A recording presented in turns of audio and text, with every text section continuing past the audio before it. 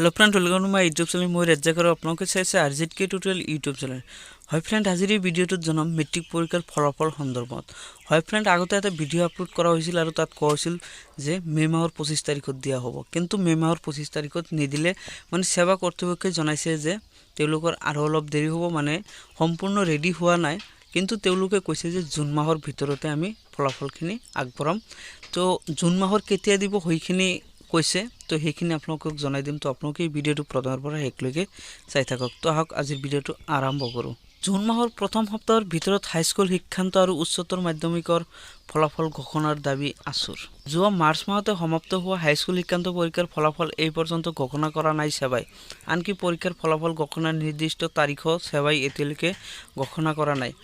সেৱাৰ এই হেমাহিৰ বিৰুদ্ধে সৰব হৈ সদৌ অসম ছাত্ৰ সন্থাই আজি জুন মাহৰ প্ৰথম সপ্তাহৰ ভিতৰত হাইস্কুল শিক্ষান্ত পৰীক্ষাৰ ফলাফল ঘোষণা কৰিবলৈ দাবী জনায়। আছুৰ এই দাবীৰ পিছতেই সেৱাই জুন মাহৰ প্ৰথম সপ্তাহতে ফলাফল ঘোষণাৰ বাবে চেষ্টা কৰিব বুলি সঁহাৰি জনায়। ইতিমধ্যে ফলাফল প্ৰকাশৰ ক্ষেত্ৰত প্ৰায়খিনি কাম সম্পূৰ্ণ হৈছে বুলি সেৱাই সদৰি কৰিছে। আনহাতে আছুয়ে হাইস্কুল শিক্ষান্ত পৰীক্ষাৰ লগতে হৈ যোৱা উচ্চতৰ মাধ্যমিকৰ চূড়ান্ত পৰীক্ষাৰ ফলাফলো সোনকালে ঘোষণা কৰিবলৈ দাবী জনায়। জানিব পৰা মতে 20 জুন বা তাৰ পূৰ্বেই উচ্চতৰ মাধ্যমিকৰ চূড়ান্ত পৰীক্ষাৰ ফলাফল ঘোষণা কৰিবলৈ সাজু হৈছে শিক্ষা বিভাগ। ছাত্ৰ ছাত্ৰীসকলে ন্যায় পোৱাকৈ ত্ৰুটিহীনভাৱে ফলাফল ঘোষণাৰ বাবে দুয়োখন শিক্ষা সংগঠনলৈ আছুয়ে আহ্বান জনায়।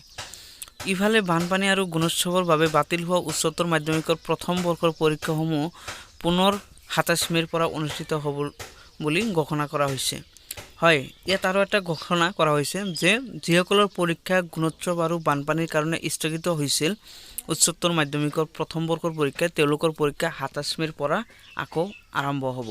তো আপোনালোকে ইয়াত নিশ্চয়কৈ পাইছে যে জুন মাহৰ প্ৰথম সপ্তাহত মানে ফলাফল দিবলৈ চেষ্টা কৰিব, কিন্তু তাৰ পৰা এটা ডেট দিছে যে 20 জুনৰ আগত মানে দিবলৈ চেষ্টা কৰিব। মানে জুন মাহৰ প্ৰথম সপ্তাহত দিবলৈ চেষ্টা কৰিব। যদি নোৱাৰে তেনেহ'লে 20 জুন তাৰিখৰ আগতেই ৰিজাল্ট পাই যাব। তো আজিলৈ মানে যদি ভাল লাগিছিল লাইক কৰিব আৰু শ্বেয়াৰ কৰিব।